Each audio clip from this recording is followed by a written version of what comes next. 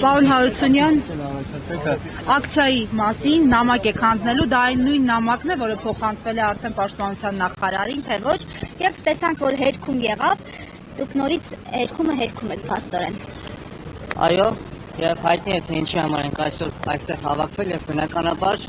չեն կարող նման զգալու թեմայի հանդեպ չցուցաբերել հետևողականություն։ Սա վերաբերում է մեր անկախությանը, ինքնիշխանությանը, տարածքային ամբողջականությանը եւ մենք բոլորով այստեղ քաղաքական պատկանելիության խնդիրը պետք է դնենք մի կողմ, կուսակցություններ, քաղաքական միավորումներ, սա մեր նորից եմ նշում, տարածքային ամբողջականության եւ անվտանգությանն է վերաբերվում եւ բոլորս միահամուռ կերպով պետք է այս հարցին հետամուտ լինել եւ պետք է հարցը միշտ բարձրաձայն պահել, որպեսզի մենք պատասխաններ ստանանք, թե ինչու է այս ամենը տեղի ունենում։ Ես կուզենամ արդից օգտվելով դիմեմ կառավարությունում եղած մարդկանց, որոնցից շատերին ճանաչում եմ ինքս, եւ իշխանության տարբեր հատվածներում աշխատող մարդկանց եւ նշել, որ դուք գտնվում եք մի իշխանության, քաղաքականության ներքո կամ վարում եք մի քաղաքականություն, որի արդյունքում դուք բոլորը դառնալու եք մեր նորօրյա Պետրոս Գետադարսներն ու Հովհաննես Սմբատները, որոնք հանուն իշխանության պահպանության վաճառեցին մեր թագավորությունը, խոսքը Բաղդադների թագավորության մասին է,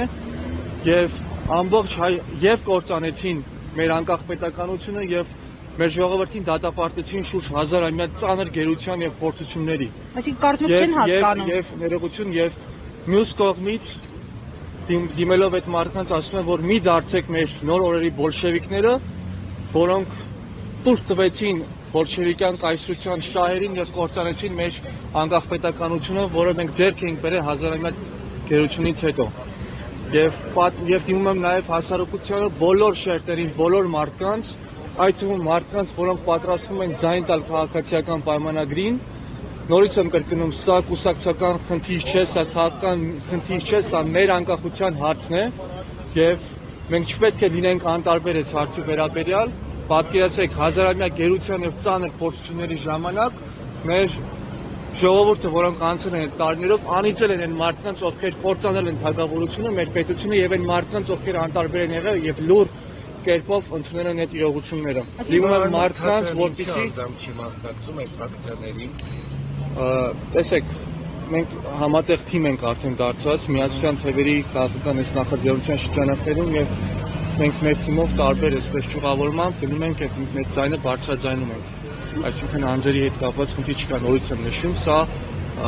տեսեք դուք նշում եք պարոն Թաթյանի մասին, բայց մյուս կողմից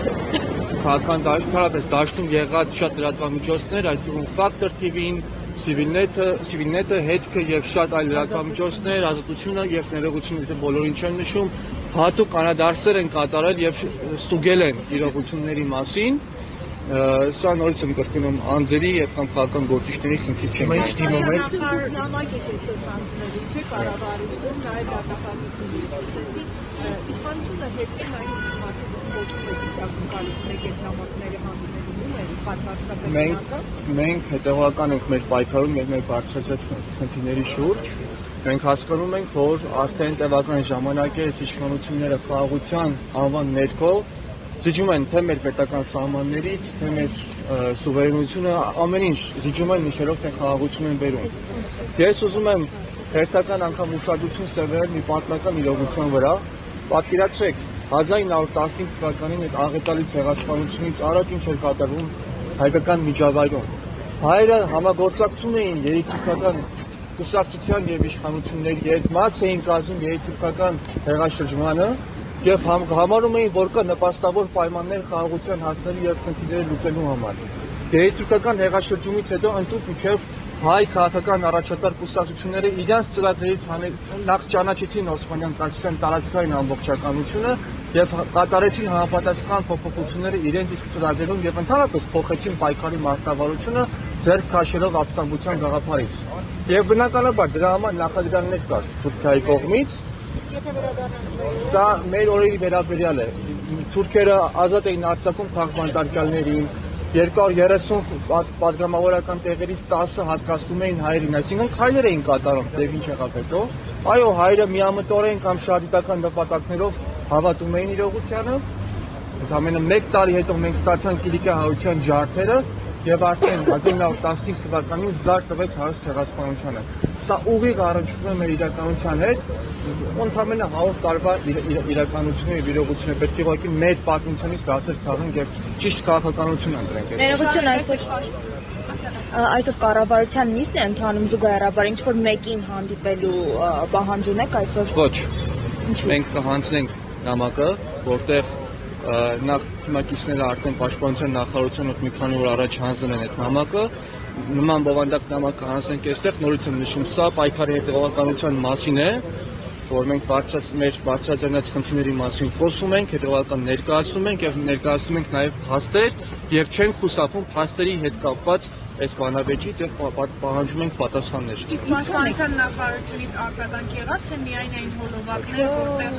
ներկայացնում էին, նաեւ նշել էին, որ ոչ մասնագիտական կարծիք եւ գնահատականներ են հնչում ձեր կողմից եւ լրատվամիջոցներից։ Գիտեք, դա մնացել է իշխանությունների կողմից այդ միակ բանը, որ եթե չեն կարողանում ինչ-որ հերքել, արդեն այսպես ուղղակի խոսքեր են հնչեցնում մարդկանց, լրատվամիջոցների, քաղաքական ուժերի նկատմամբ։ Վերջում էլ ասում են դուք բոլորը բանտախության դեմ եք, չգիտեմ ինչ եք, չգիտեմ ինչ։ Սա այս իշխանությունների դիմագիծն է։ Ովքեր են իրականացրել այդ ուսումնասիրությունները, որ պաշտպանության նախարարությունը նշում է, որ ոչ մասնագետներ են եղել, ոչ պրոֆեսիոնալ են եղել։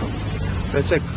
մենք հանրային դաշտում ականատես եղանք բազմապիսի վերլուծությունների եւ ուսումնասիրությունների,